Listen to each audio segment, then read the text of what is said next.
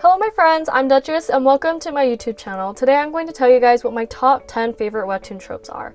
I don't normally make these kinds of videos, but I thought it would be really fun to film, so let's get started. Number 10 is time travel. I love reading webtoons and webcomics with time travel involved. I feel like it's super interesting, and the way that some authors intertwine the stories makes them really unique. For this trope, the author has to do it correctly, and I feel like this applies to all tropes. Any trope can be really good or really bad, but it depends on how the authors or creators use it. For time travel, it can be really confusing, so I feel like if the time traveling makes sense and the times match up and there's not really any loopholes, then it can be really good. I love this specific kind of story where there's this main character. He's super handsome, really loving, but he dies. And his girlfriend or friend who really loved them regrets what happened and wishes that they could go back in time and save them because they just miss them so much. I really like this trope. I don't think this one is super popular because I've only read one or two comics with this kind of story, and I also watched one K-drama that was similar. But yeah, that's pretty much it. The one that I remember vividly is The Stairway of Time. Let me know down in the comments if you guys have ever read this comic. I think it's on Manta Comics, but not all of the episodes are available to read unless you pay, so yeah. If this trope is done really well, then it's an emotional roller coaster that leaves you sobbing your eyes out or crying with happiness. Or both. For me, it was definitely both. There's also another kind of trope that involves time travel, but instead of going back into the past several times, you only go back into the past once.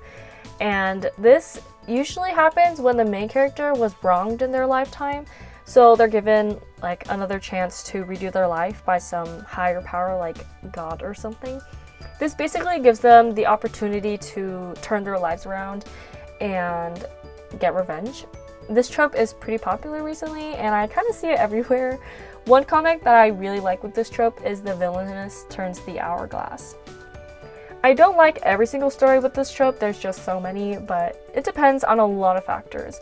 First of all, the characters have to be likable and a little bit different from others.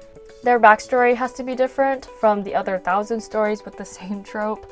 But I really do find this trope interesting because the main characters can be very smart, usually because they have this past knowledge, right? And I really like a clever main character.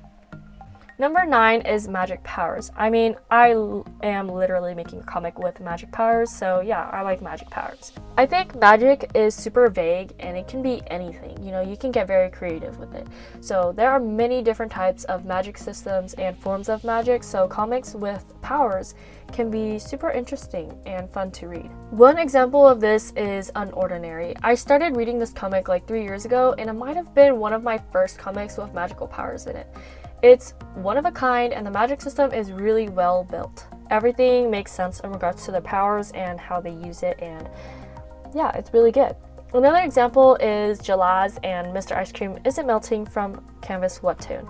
These webtoons are also very unique, and the creators are super creative, because it's magic. You can do basically whatever you want as long as it makes sense. So they all have magical powers, the characters are likable, and it's just enjoyable to read. The creators of these Canvas webtoons are actually also good friends of mine, and they're super talented, so definitely check out their webtoons. Like I said earlier, it also depends on many other factors. Any trope can be good or bad, but I think magic powers are definitely one of my favorites. I don't think it's a very popular trope for the bigger webtoons like the originals, but maybe I just haven't read or seen enough of them. Number 8 is Enemies to Lovers. This is not meant to be a controversial video, but Enemies to Lovers is literally so good. Honestly, I don't know why there are so many people who hate it.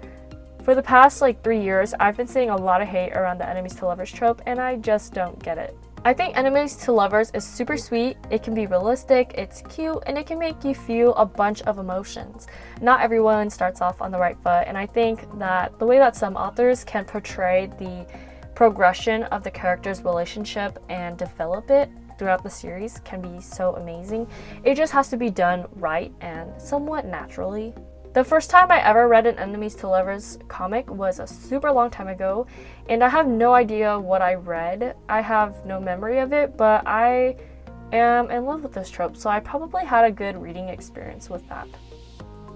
Examples of great enemies to lovers webtoons are Sub-Zero, The Witch in the Bowl, and Match Made in Hell. I know there are so many more marvelous comics with this trope, but I just don't remember the titles. Number 7 is the ambitious female lead. I have talked about this before, but I am so over the super innocent and naive main character who is oblivious to literally everything.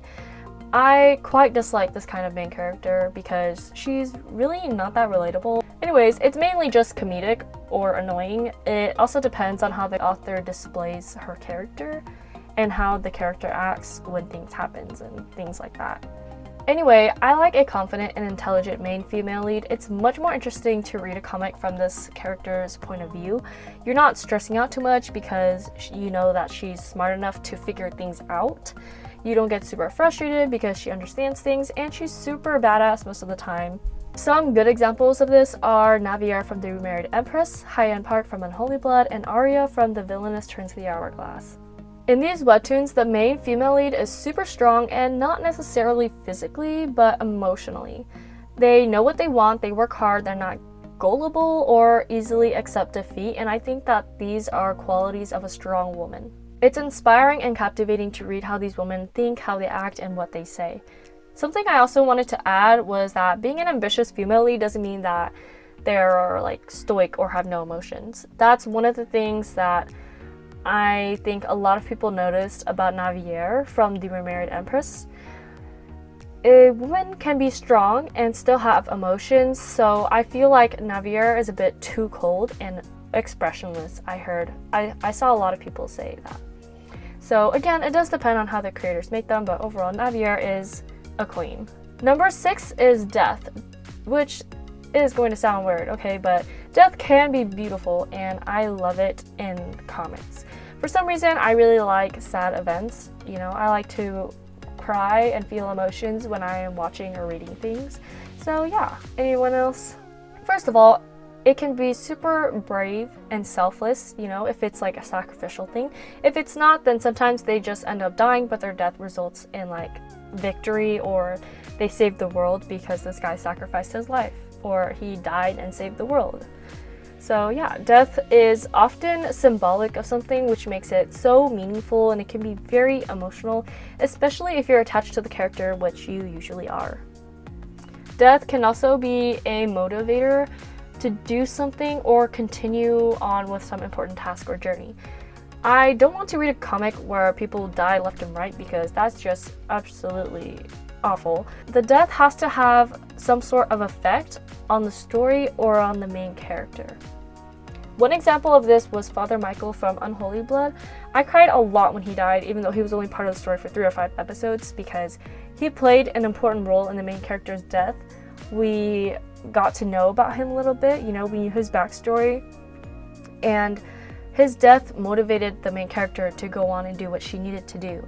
And so his death was significant, and I think that significant death is really good in a comic. Number 5 is Soulmates. So cliche and totally cringy, I know. I'm kind of a romanticist and I love stories with soulmates. I do like to believe that everyone has a soulmate or someone out there who is just perfect for them, whether it's romantically or platonically.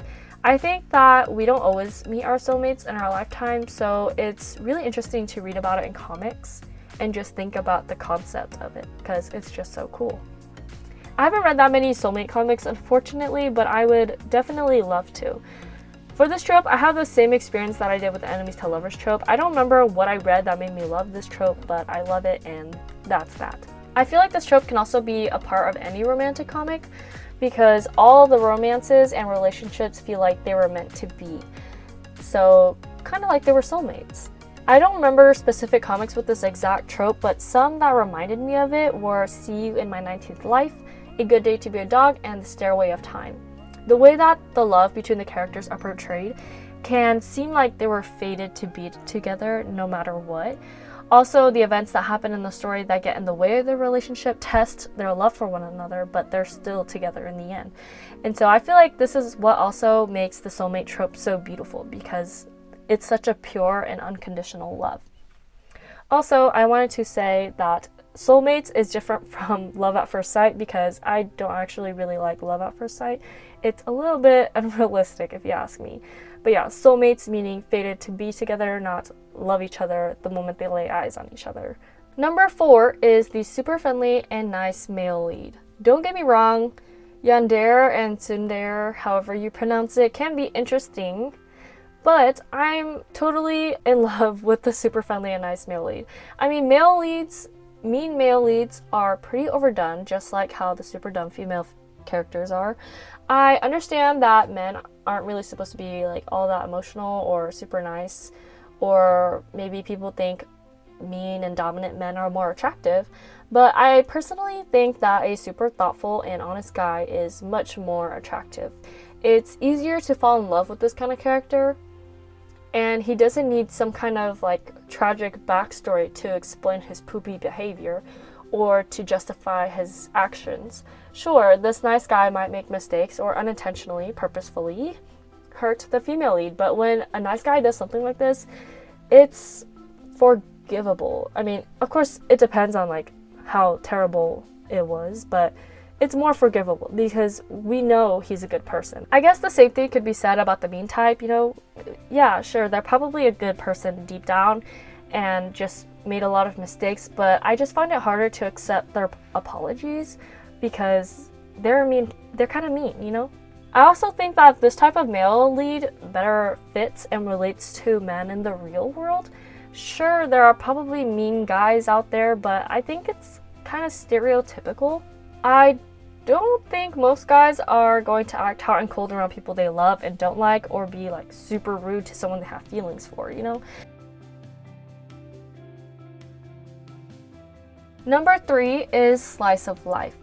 This is actually a webtoon genre, but I didn't know what else to call it. But to be more specific about what I mean by slice of life, it's basically like a story of a main character living their life. Usually this character is super kind, honest, a really good person, down to earth, and they're just super lovable. Not in a pygmy girl kind of way, but everyone just cannot help but like them because that's just how radiant they are. And I am obsessed with these kinds of main characters. This girl or this boy is not dumb. This is not the same as the dumb female lead from earlier. They're actually smart, and they don't have super terrible grades, so they're relatable. They have an actual realistic past that affects them during some time of their life, but it doesn't define them. They don't let others step all over them, but they're polite about it, and so it's just very real, you know? The things that they say, do, and feel are realistic, and it's not overly exaggerated. My most favorite example of this is Nari from Odd Girl Out. She is the best example. I love Nari so much. This webtoon is super duper long, and it's packed with stories of her upbringing, her school life, her relationships, and everything is portrayed so realistically. It's relatable, and the events that happen are things that could actually happen to anyone. One of the best things that I love about this trope is the character development. I think the character development is really what makes this kind of character so attractive. These characters often face many real-life obstacles, but they never let it stop them. They continue to grow and develop, and you can see the change in them throughout the series. Number 2 is the bad guy turned good trope. This trope is so satisfying and it warms my heart. At first, you really despise that bad guy or the mean girl for the things they've done to the main character. They also seem to be totally irredeemable, and it seems that they're never going to change, and you just like really hope that they get karma. Until one day they realize what they're doing is wrong and they begin to regret what they've done. And after much redemption, these bad guys usually become good and sometimes team up with the good guys. And it's not always that dramatic or extreme, but basically these characters get a good redemption arc and we forgive them. Now, a webtoon example of this could be for someone like Mint from Lore Olympus. Mint was a pretty terrible person at the start, but after being rejected by Hades and turned into a mint tree, literally, she decided to turn over a new leaf. And she didn't really exactly get close with the main characters, but the point is, she was a bad person and she became good. You know, she changed her ways. Last but not least, number 1 is Friends to Lovers. Friends to Lovers is my ultimate favorite trope of all time. I think everyone who follows me on Instagram knows this because I'm obsessed with this trope. It's the most realistic trope on this list, and I live for it. People usually start off as friends or acquaintances and then eventually become closer and closer because of things that happen.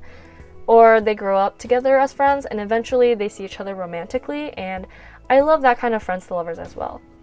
It makes sense for you to fall in love with a friend who's just always there for you, or for you to realize that this person has been there all along, or that you actually have feelings for this person.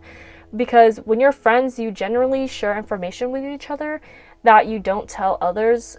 They know who you are, they know your flaws and your good qualities, but they love you regardless. And I think it's beautiful, and it happens pretty naturally in real life and in comics. A good example of this are Sarah and Oliver from The Kiss Bet.